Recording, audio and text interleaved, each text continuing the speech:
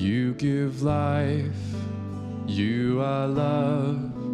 You bring light to the darkness. You give hope, you restore every heart that is broken. And great are you, Lord. It's your breath in our lungs, so we pour out our praise. We pour out our praise. It's your breath in our lungs, so we pour out our praise to you only.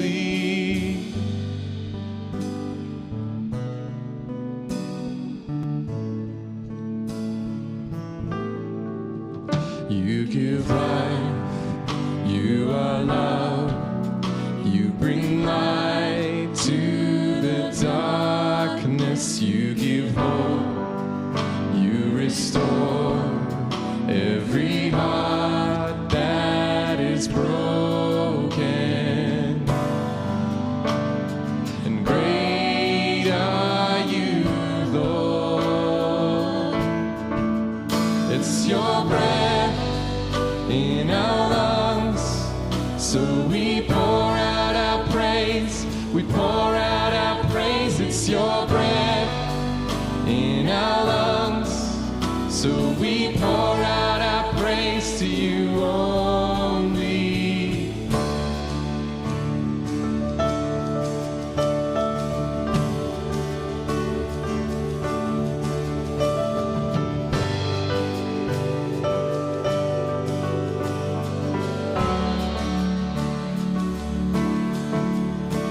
And all the earth will shout your praise. Our hearts will cry, these bones will sing.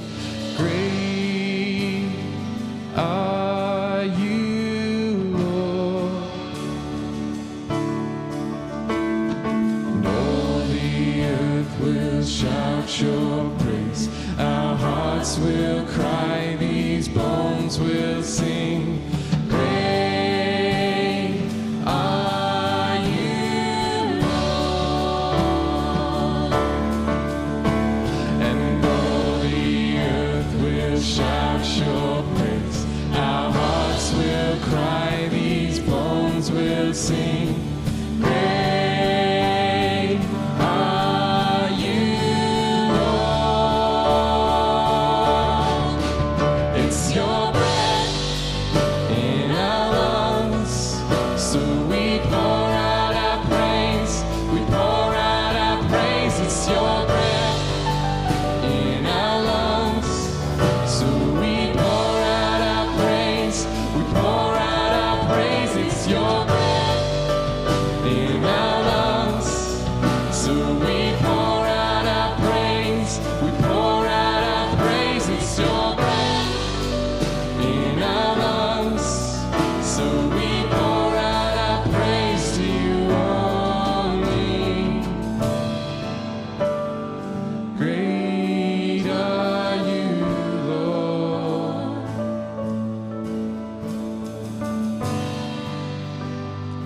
Great are you, Lord.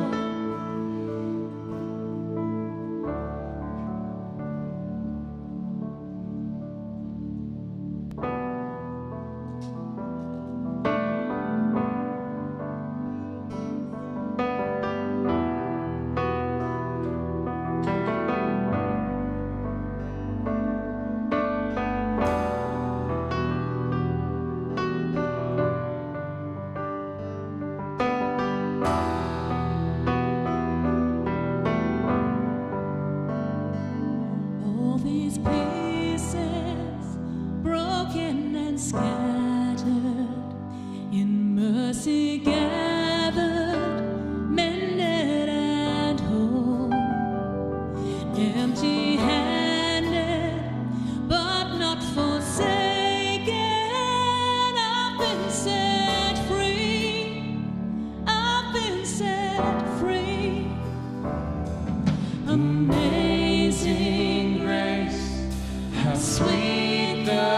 sound that saved a wretch like me. Oh, I once was lost, but now I am found.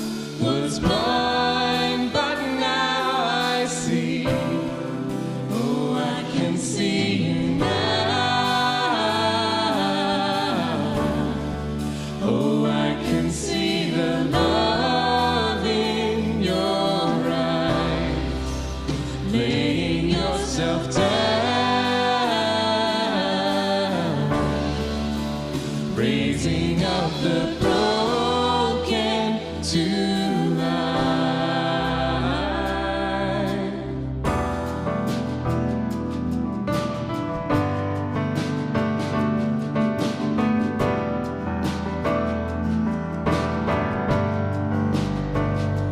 Take our failures, you take our weakness. You set your treasure in jars of clay. So take this heart, Lord, I'll be your vessel, the world to see your life in me. Amazing grace, how sweet the sound that saved a wretch like me. Oh, I once was lost, but now I am found. Was blind, but now I see. Oh, I can see you now. Oh, I can see the love in your eyes, laying yourself down, raising up the broken to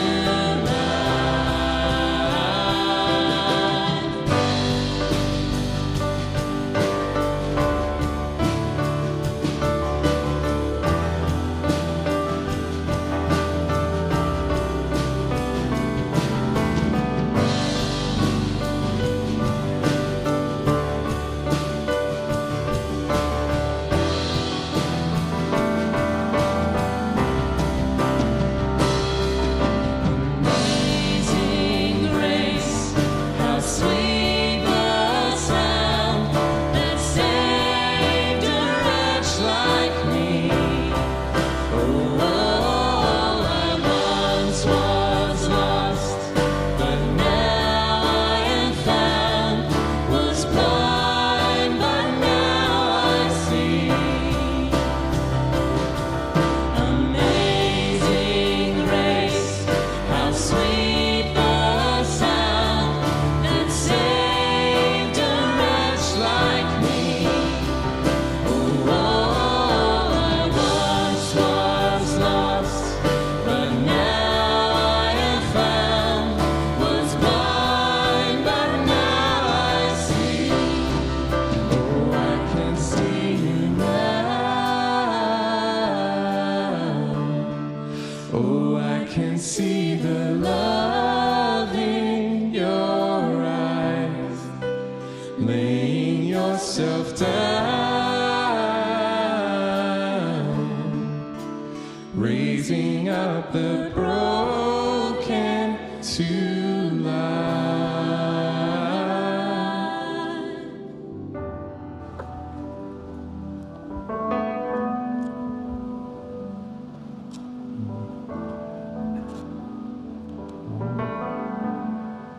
And maybe after we've just sung that last song, if you feel comfortable, maybe if you want to maybe close your eyes, think about some of the brokenness that's been part of your experience. It may have been something in the past week, past month or year. And I just invite you to lay that down.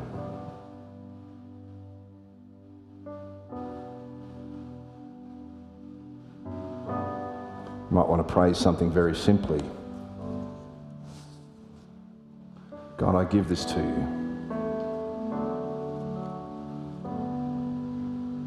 Forgive me.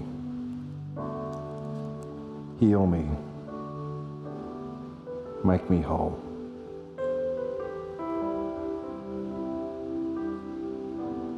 For our God, we thank you that you are healer. You are reconciler. You are the one who forgives.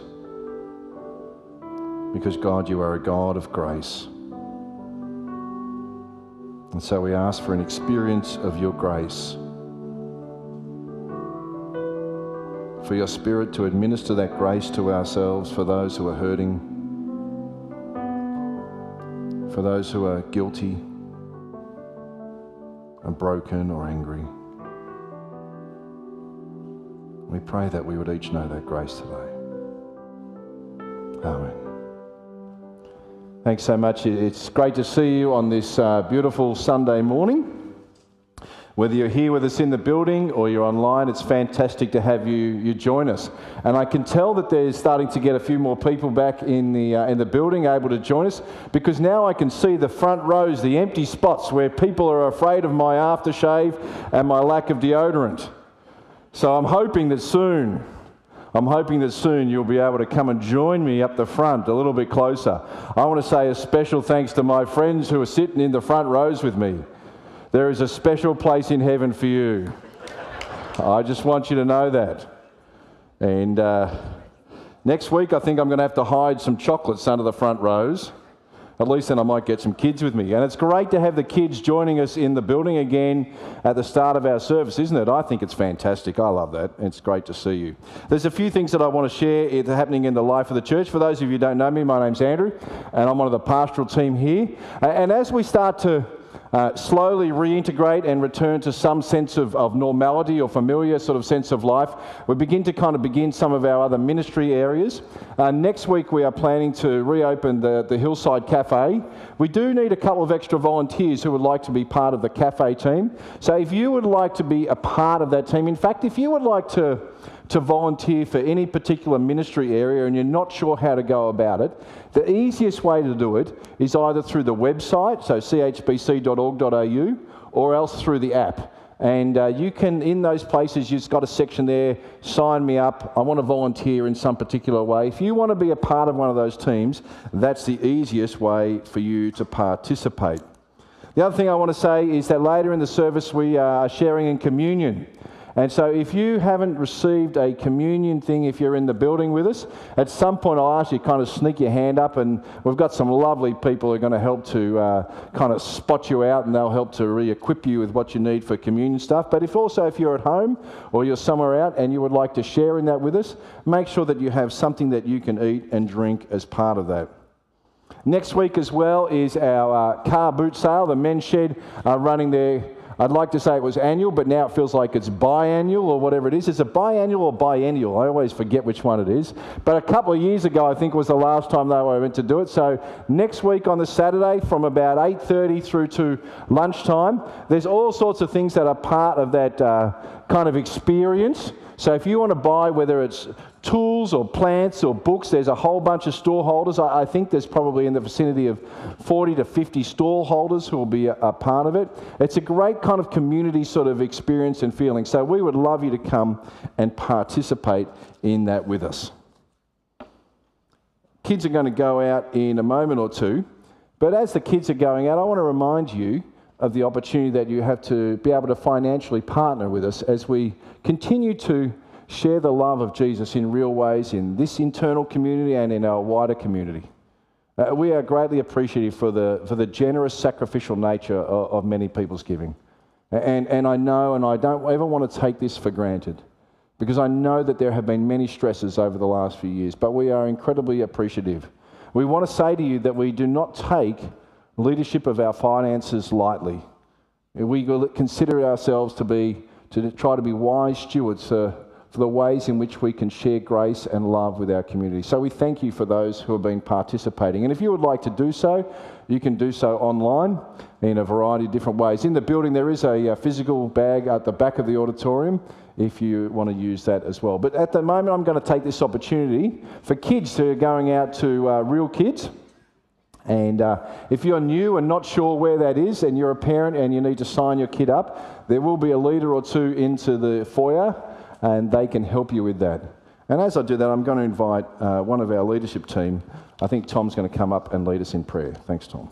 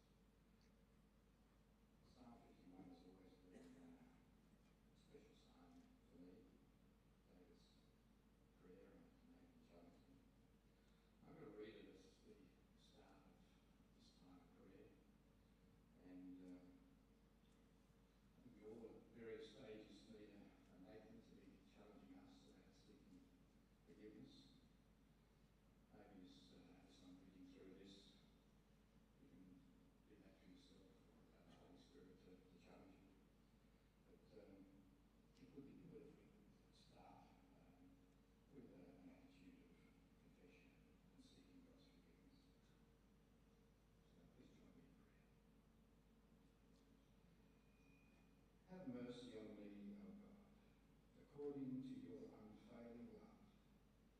According to your great compassion, blot out my transgressions. Wash away all my iniquity, and cleanse me from my sin. For I know my transgressions, and my sin is always before me. Against you, you only have I sinned, and done what is evil in your sight. So you are right in your verdict and justified when you judge. Surely I was sinful at birth, sinful from the time my mother conceived me.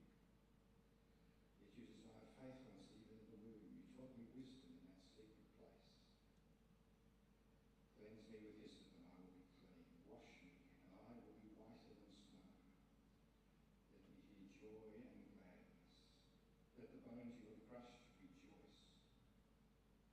Hide your face from my sins and blot out all my iniquity. Create in me a pure heart, O God, and renew a steadfast spirit within me. Do not cast me from your presence or take the Holy Spirit from me. Restore to me the joy of your salvation and grant me a willing spirit to sustain me. Father, we do confess our sins and need. We bring them to you, and what joy of knowing that they are forgiven. We ask, Father, that you would also create a forgiving attitude in our hearts, that we would be forgiving of others.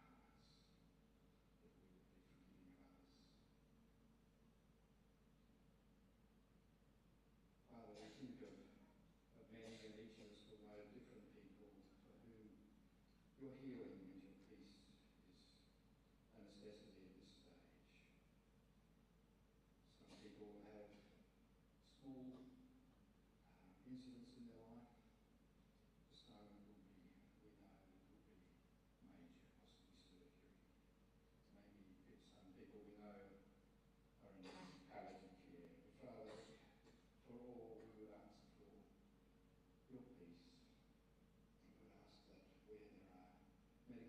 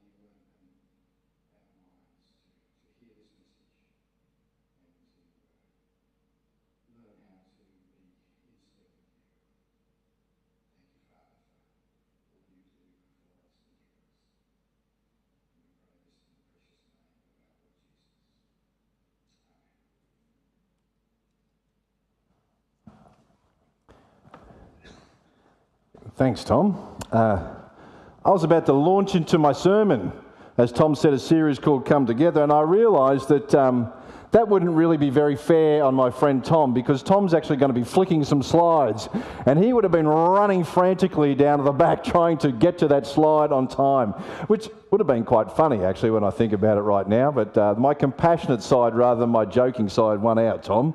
Thank you for all that you do, my friend. I was sorting through a number of photos. I'd done a dump of my my phone, and my family had been away on a bit of a holiday at the start of December, and I'd done a dump of, you know how it is these days, you have hundreds and hundreds of photos, and you make the crime of keeping hundreds and hundreds of photos, and so you never look at them. And so I was doing a massive cull and working through all these photos, and I stumbled across a few other ones which I had there from the past. A few of them were from last year's father-child camp. If you're new to this kind of community, it's a camp that we do, a camping weekend, normally early May. I'm going to give it a plug here at the moment, which has men and children. And the only kind of rules is that we just don't tell the women what happens on the weekend. That's kind of one of the rules. And as I was doing it, I was flicking through the photos, and I found what has become in recent times one of the great kind of features of the father-child weekend is that on the Saturday night, when we light these Chinese lanterns, and across the beautiful, it's normally held up at Alexandria near kind of Lake Eildon, we light these Chinese lanterns, and against the dark sky, there's no kind of that light pollution that you get in the city. Against the kind of the stars and the trees, these lanterns fly into the sky. And kids and the children in each of the adults is kind of like in this beautiful sense of awe and wonder. It's become kind of like a semi-tradition. But it's not quite, I think, the oldest tradition. Because really the oldest tradition that's part of Father-Child Weekend is the bonfire. And these are memorable bonfires. They are big bonfires. The kids spend a Saturday afternoon collecting sort of like old dead firewood and trees from different areas and piling into the area. Normally, the expectation, the hope, is that it's probably somewhere in the vicinity of 8 to 10 metres high. And someone normally manages to get like a long stick and put someone's hat on top of the stick. So when the fire starts to crackle and the heat starts to fly, the hat will fly off in the air as well. It's a large fire that generates so much heat that you feel like, you can't be... You feel like you've got to stand as far away from me as you guys are in the morning. You've got to be quite a distance away. Who doesn't love a bonfire? I don't know many people who don't love a bonfire. Toasted marshmallows, relaxed conversations, and often slightly deeper conversations. It's almost like it's somewhat soothing, like sitting beside the water or something like that, isn't it, around a fire like that? And as you watch the fire burn down from the initial heat and fury, the coals begin to quiver, don't they? It's almost mesmerising how they do it. Somehow, hours after the fire is lit, the heat is still very real. But inevitably, of course, it's time to put the fire out. Water, sand, and probably most importantly, space. Space is what's needed to put the fire out, because once you begin to separate the coals from each other, they lose their ability to retain heat, don't they? So we kind of spread them out in that way. Like penguins in the Antarctic that huddle close to survive, when the fire is close to each other, they keep warm but spread them out, and they lose it quickly. Everybody, when they are close to someone else, can feel that warmth, but spread them out, separate them, and they begin, in a sense, to die like coals. For life, we know that we need each other. We need each other to encourage, to support. It's better to laugh when we're with others. It's better to eat when we're with others. It's better to work when we're with others. And it doesn't matter, I've got to say, it doesn't matter whether you're an extrovert or an introvert. We're better together. Yes, there are times when we need space. We all need that. But we know that we're not created to be hermits.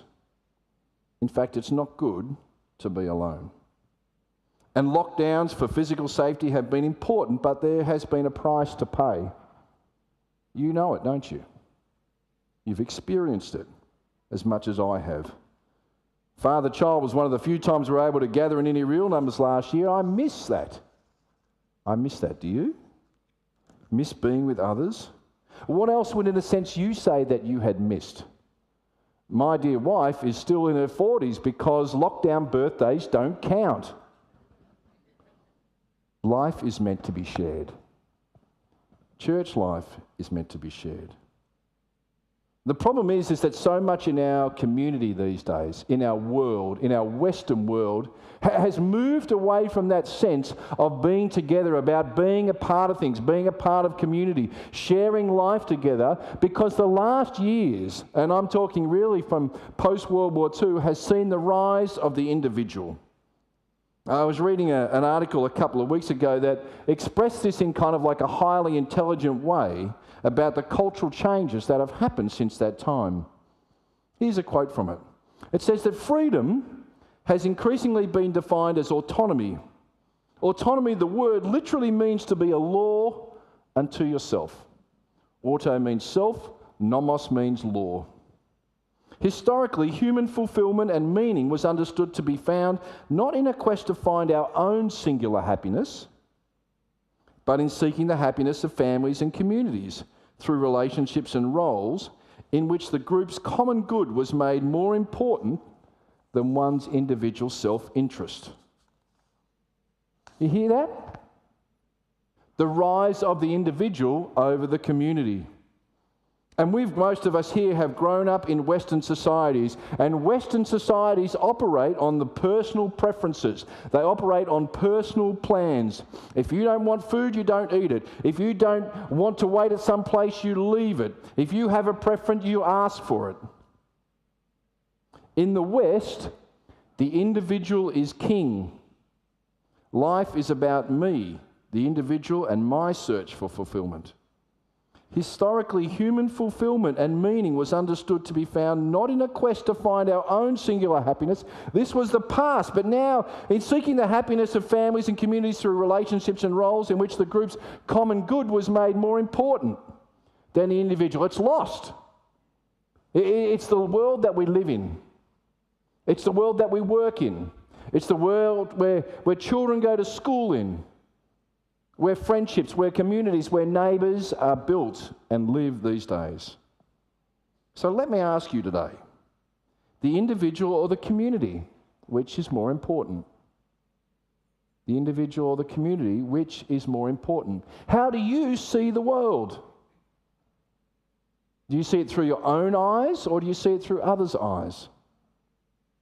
I'll give you an example of one of the things that's really hard to fight against. When I read my Bible, and you might find this same thing. Last week, Matt spoke about sharing the good news of Jesus, a mission of God, the mission of God. And in Matthew 28, it says to go and make disciples of all the nations. Who does this verse apply to? Who does it apply to? Because often when I read it, I think it applies to me. But you know what? It doesn't apply to me, it applies to we. In fact, most of the pronouns you in the New Testament are plural. They're not singular. But we read them through Western eyes. We read them as this applies to me as an individual. That becomes our default position. Philippians chapter 1 verse 6 says, I am certain that God, who began the good work within you, will continue his work until it's finally finished. Who's the you? Do we read that as me? And because I've got news for you, it's you. 1 Corinthians 3 says, don't you realize that all of you together are the temple of God? This is not me and my individual body. This is we. This is us. This is plural. It's like we have blinders on our eyes, though, because of our life and experience has raised us to think of the individual first. And that has become our focus. And we suffer the consequences. And so in our society, we realize that we have become consumers, not participants. It's about my needs, not other people's needs. In fact, there are a million choices to cater for my needs. Technology has exacerbated it. Families once would sit down and share meals, maybe laugh and talk, and then watch a TV show together. The last 25 years, in fact, I would hazard to guess that the top 100 shows of now in 2022 register far less people watching them than they did 25 years ago. Because there's a million channels, and so everybody can watch what just suits themselves. There's not one TV, there's 3 TVs. In fact, there's not 3 TVs, there's 10 TVs because everybody's got phones or laptops or whatever device it might be. And our past years have only exacerbated this issue, haven't they? Schools have separated and people have been at home. Friend groups have been unable to come together. Church life, we used to gather together to sing, to pray, to share life, and now we watch. We're individuals. And we're paying a price for it. You know, today is not a call for introverts to become extroverts. We all need to recognise our own personal limits. For some people here, I know we love a gathering of hundreds of people. For some, we love a gathering of a few people. But I want to say to each of you that there are many reasons why we need to come together. You think about if you were making a list of why it's important for people to come together. Here's some practical ones that I wrote down on my list. I said, and when we come together, we can accomplish more. Now, some things can only be done with multiple people. If I'm working on a work site with some mates, you need a couple of hands to carry large beams. You can't do it by yourself. Whenever there's a job to be done, we need different people with different skills. We need others to share in life. I need others around me when I sing. I sound pretty good when I'm surrounded by hundreds. Maybe you're the same. I need others around me for warmth. I need others around me for love, both to experience it and to give it. I cannot love another person if I'm by myself. I need people around me to forgive, because I cannot forgive if there's no one else around me. I need others around me when I am to learn patience in my life, because I cannot be patient when I'm just by myself. You know, there is great wisdom in the strange maths equation that 1 + 1 = 3. Because we can accomplish more together. In a sense, the total is greater than the sum of the individual parts. But it's not just about accomplishing, I've got to say. In fact, sometimes it's just simply about sharing experience. I was away this past week with a number of our staff team having some time of planning, reflection, and I was reminded again about how you build the relationships. Sometimes we build relationships through shared interests. Sometimes it's through shared loves. But other times it's through shared experiences. You simply just do something together. You experience that together. It brings you shared memories. Sharing things is fantastic. I mean, what makes a banquet? Is it great food or great company? Hard to have a banquet when you're alone. What makes for a great concert or a great movie experience? Watching it alone or sharing that experience with someone else?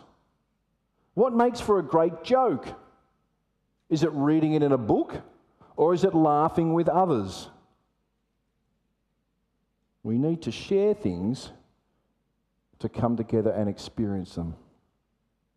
And the other thing I wrote down was I like to think of myself as a relatively rational person. But when I was writing this down, I wanted to write my third one down, and this is what I wrote. It's going to come up on the screen there, I can see. It's just intuitively right that you share things together. As I mentioned last week, we were out way with our staff team, and we were eating lunch outside on one of the beautiful days. It was either Monday or Tuesday this week. You know, it was glorious weather. And I don't know what it is. I don't know why. But food just tastes better outside. I was eating like a chicken and salad roll. Granted, it was a nice chicken and salad roll, but it wasn't a 5-star chicken and salad roll. But outside just made it better. Now, I'm sure that the chemical makeup of the food was no different than normal, but it just tastes better. Why? I don't know why. It just does. And you know what? When we share life together, when we come together, it is just better. And sometimes I don't know the reason why, it just is. But amongst all this knowing what is right, we find that we are in this fight against what's stopping us from doing that. What do you think stops you from coming together? What prevents you from sharing life with others? Here's the laundry list that our team wrote down. For some, we said it's selfishness. I'm concerned for my needs, not for someone else. For fear, a fear of either people in terms of what that might challenge me about or physical interaction. For some, it's busyness. Well, I've got too much on my plate. Andrew, have you seen my calendar? There are time demands. How do I balance my personal needs, my family needs, my work needs? How do I do it? Some recognise sometimes it's a lack of leadership calling us to come together and providing opportunities for doing it. Someone on our team wrote, unwilling, I don't want to do it. Someone said, apathy. I'm comfortable with how life is for myself at the moment, and I don't want to get out of my comfort zone. Someone on our team wrote down, unhealthy conflict. There are some people that I don't get on with. I have an unresolved issue, so I don't want to see them. Maybe for some it was a lack of unity. I don't like these people. I feel awkward or uncomfortable. What do we have in common? Someone wrote down miscommunication. I don't know how and when. What would be on your list if you were writing it down? What would you suggest it might be a part of it? I suspect that for most of us, it's kind of like a combination of different things. We all have things which kind of trigger us, you know what I mean? Things which are more applicable to who we are as people. But as I read through that list, I notice in my mind and heart where most of the issue lies. It's not in programs, but in attitudes. It was asking me, what do I really value? Or what do I make a priority in my life? It's kind of how I read it for myself. How do you read it? Does anything provoke or challenge or stir you? You see, I want to tell you today, I just want to share, there is a richness to a spiritual life when we come together. There is a richness to a spiritual life when we come together which does not just come from being alone. Now, the early church recognised that. In Acts chapter 2, we read the story about what was happening in one of the early churches. It says that all of the believers devoted themselves to the apostles' teaching, to fellowship, to sharing in meals, and to prayer. A deep sense of awe came over them all, and the apostles performed many miraculous signs and wonders. All the believers met together in one place. They shared everything they had. They sold their property and possessions, shared the money with those in need.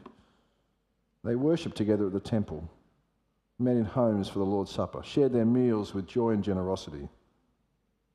Do you hear the expression of that shared life? They all devoted. They shared meals. The sense of awe was not just an individual sense of awe, but it was over everyone. They shared everything, money. They worshipped together. You see, there is a richness to the spiritual life that cannot be replicated when we're alone. It just cannot. The first line of a paragraph that we have describing this as a church says, we are a diverse family united by God's love, seeking to be followers of Jesus. What does that mean to be diverse? And we might think in terms of background, of age or gender, ethnicity. You might think of like our lives, our experiences, our personalities, our gifts. There is a richness with that diversity when it comes together. In the late 1990s, there was a study commissioned into the key factors that determined whether a young person who had become a Christian would continue their journey of faith throughout all of their life. It was an important study, and the results were somewhat surprising. Most important was not a Pied Piper youth pastor. Most important was not a fantastic church with a smoke and lights rock band. Most important was not inspiring, engaging preaching. Most important was not a church family or even great Christian friends. No, the number one predictor for a young person walking with Jesus for life was that person knows 5 older people of faith who know them. It's the number one predictor. Not many people would have guessed it. There is a richness in the spiritual life when we come together that you cannot have apart. You see, we are stronger and deeper in faith when we would say that we have intergenerational community and ministry. That's part of what we want to do at this particular church. We want to celebrate that diverse nature as a gift, not as an anchor. And for some places, I've got to say, if I was a marketing executive, I would say that's just stupid. It's much easier, Andrew, to appeal to the individual's needs and preferences. It's much easier to do it that way. You know what? If you were a group here today of just people between the age of 55 and 65, and all from the same background, it would be much easier to determine a useful program if you were something you were buying. You'd probably enjoy the same music, understand the same illustrations, want to gather in the same places, maybe even eat the same food. It would be much easier. It's harder to speak to a 65-year-old and a 12-year-old at the same time. It's harder to share in music for the same groups of people. It's harder in any way to gather when you've got different groups. It would be much easier if everybody was the same. But it's much better when you're not. It's much richer. It's much more engaging. And that's why we are committed to this sense of together.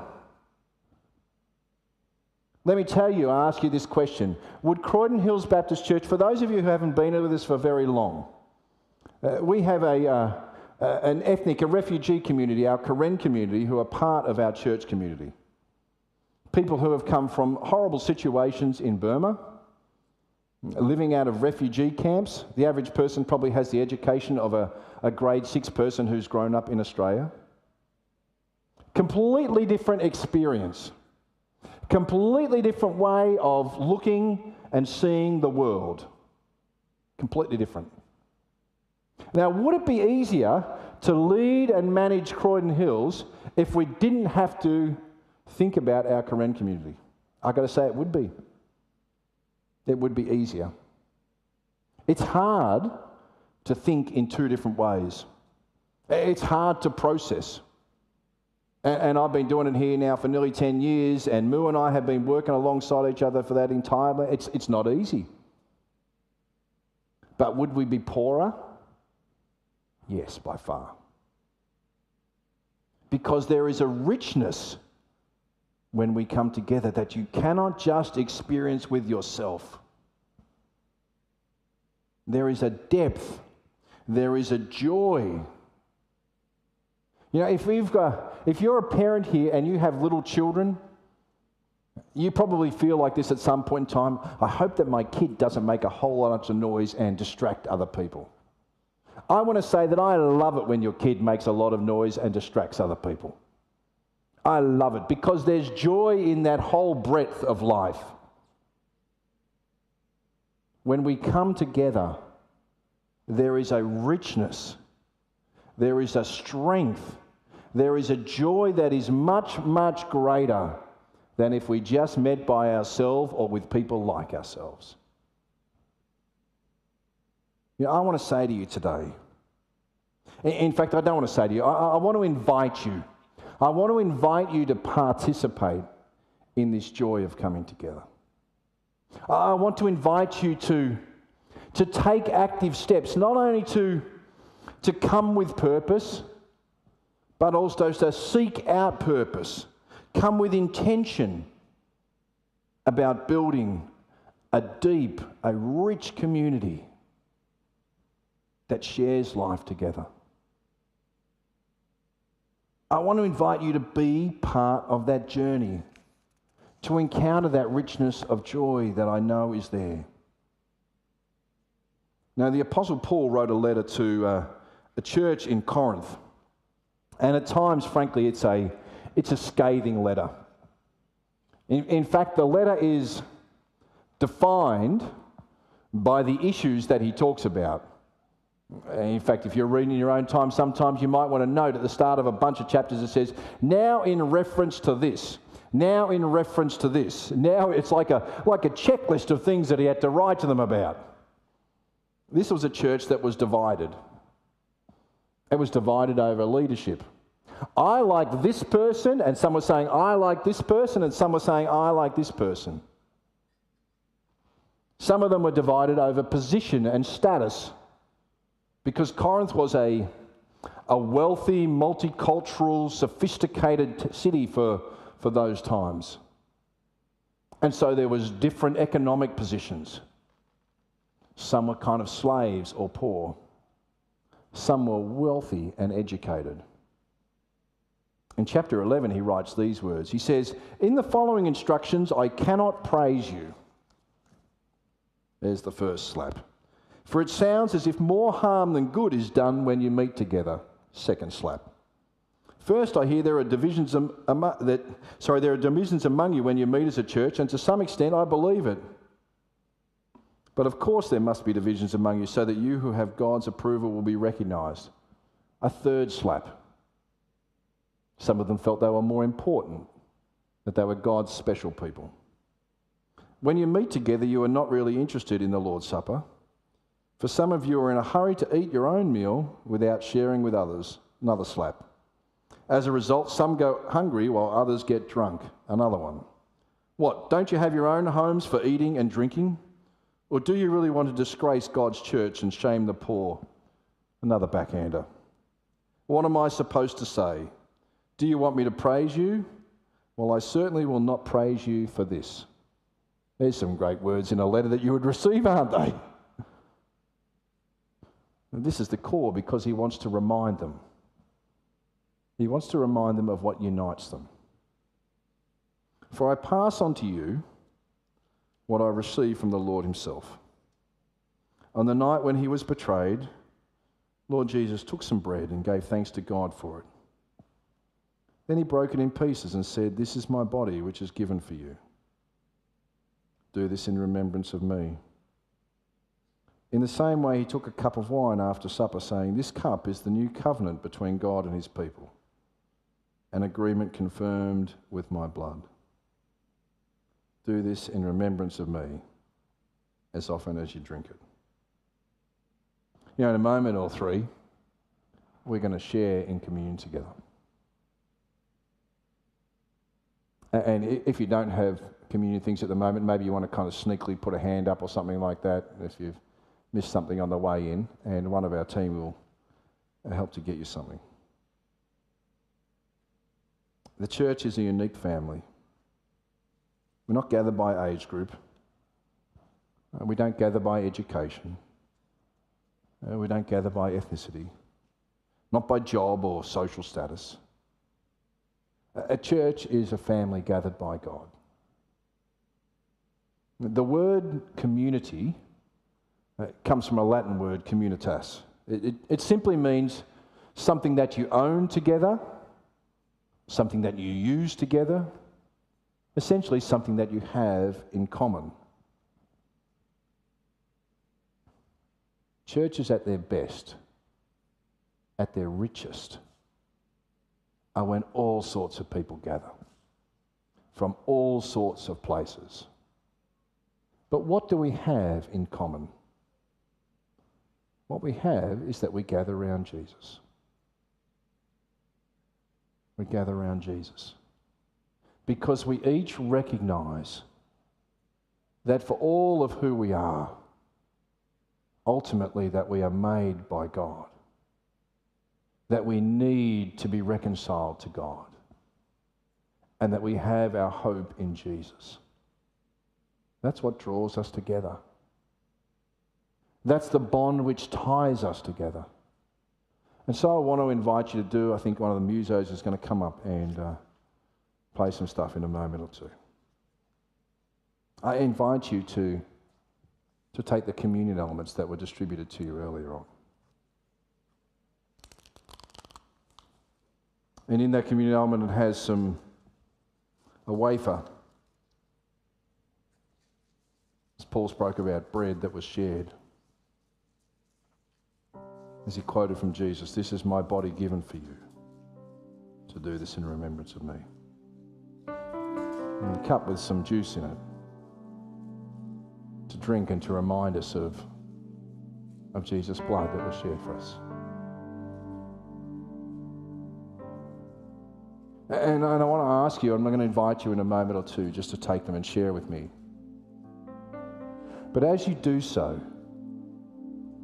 I'm asking you to not only consider your commitment to Jesus for this life-giving meal that we share, but for your commitment to each other, because this is what gathers us. This is what says, my life is not just about me. My life is not just about me as an individual. It's about belonging together. He took bread and he broke it. This is my body given for you. Please take it and eat.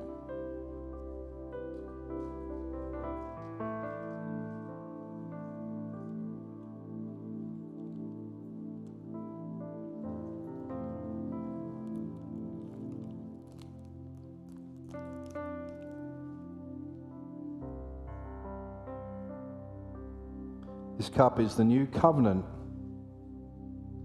between God and his people. It's a promise between God and you, but the you is plural.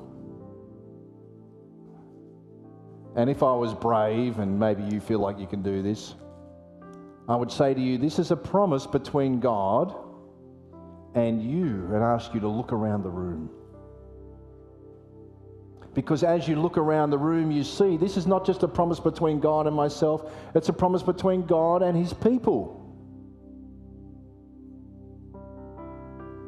And it reminds us it's not just about me, that we can belong together, come together. And so when we drink, say this cup is the new covenant between God and his people. I invite you to drink in remembrance of him.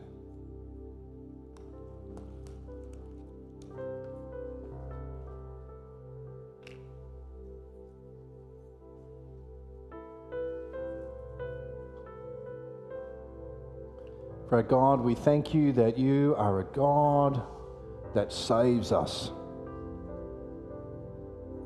That in Jesus we find hope and redemption and new life. That in Jesus we find forgiveness.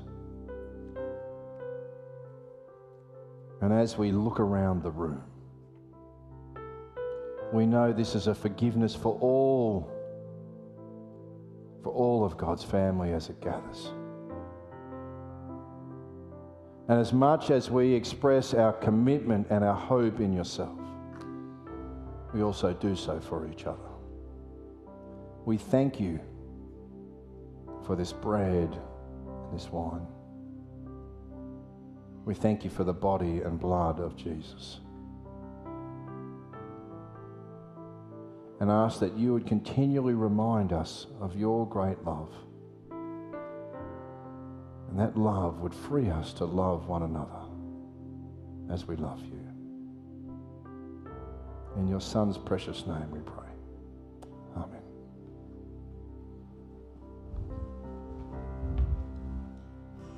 We're going to sing a song together to finish. And I kind of wished I changed all the singular pronouns now. There are some I's and me's there. But may I suggest that when we sing them today, we think of them about the Bible use. Because it's not just about us by ourselves. Would you please join us?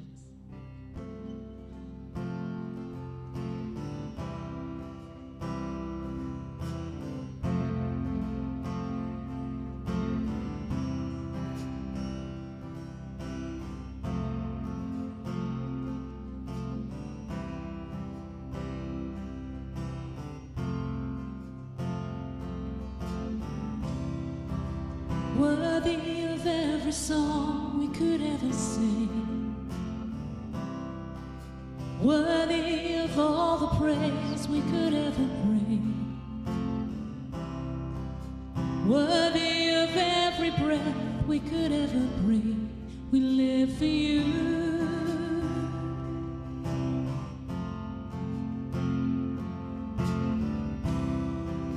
Jesus, the name above every other name. Jesus, the only one who could ever save. Worthy of every breath we could ever breathe. We live for you. We live for you. Holy, there is no one like you. There is none beside you. Open up my eyes in wonder. Show me who you are and fill me with your heart and lead me in your love to those around me.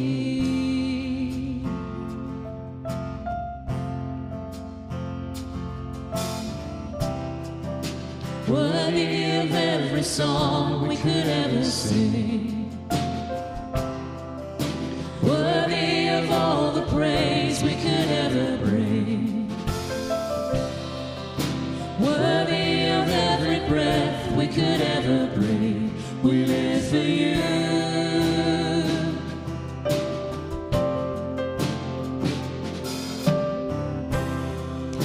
Jesus, the name above every other name.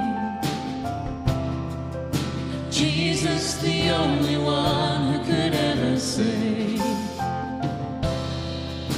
Worthy of every breath we could ever breathe. We live for you. We live for you. Holy, there is no one like you. There is none beside you. Open up my eyes in wonder. Show me who you are and fill me with your heart and lead me in your love to those around me. Holy, there is no one like you. There is none beside you. Open up my eyes in wonder. Show me who you are and fill me with your heart and lead me in your love to those around me.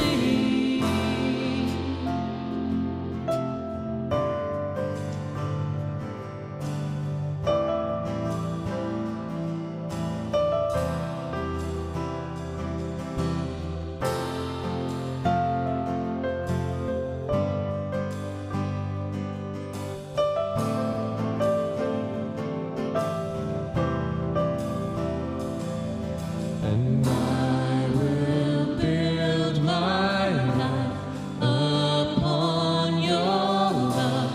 It is a firm foundation. I will put my trust in you alone, and I will not be shaken. I will build my life upon your love.